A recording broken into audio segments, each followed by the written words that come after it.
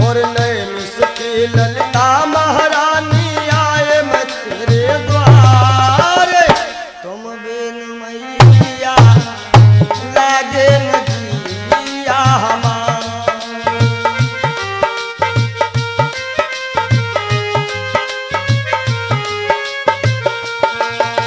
द्वार तुम्हारे आए हैं हे मैं माता, द्वार तिहारे आए हैं अम्बे माता। मात पुत्र का बड़ा ही पावन है नाता, और अपनी ममता हमें दिखाओ, दे दो थोड़ा प्यार। अपनी ममता हमें दिखाओ, दे दो थोड़ा प्यार। तुम बिन मैया लागे न जिया हमारे।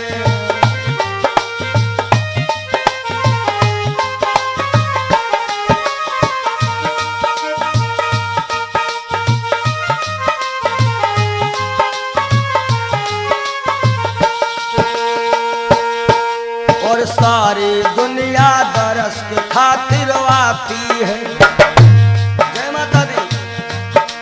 सारी दुनिया दरस के खातिर आती है, श्रद्धा भक्ति से आपको शीश झुकाती है। और सबके करती दया दृष्टि माँ, सबके करती दया दृष्टि माँ, करती हो उपकार। तुम बिन मैया लागे न जिया हमारे।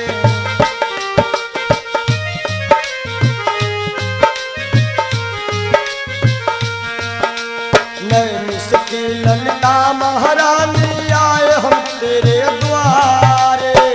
तुम बिन मैया लागे न जिया हमारे।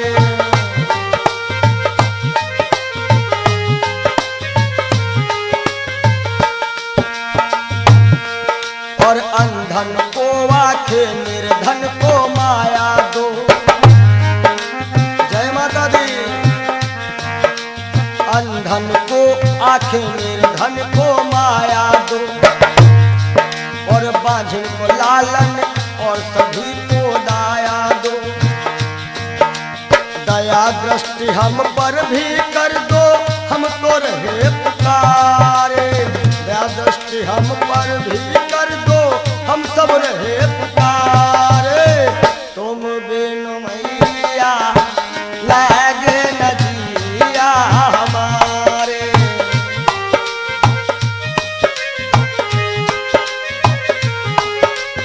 हो तुम बिन मैया लागे न जिया हमारे।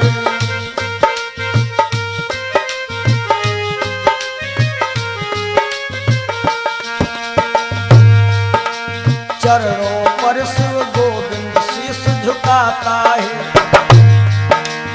आओ माता बेटा तुम्हें बुलाता है। आओ माता बेटा तुम्हें बुलाता है। बेड़ा पार हमारा कर दो भव से पारे। बेड़ा पार हमारा कर दो भव से पार। क्योंकि तुम बिन मैया लागे न जिया हमारे। तुम बिन मैया लागे न जिया हमारे।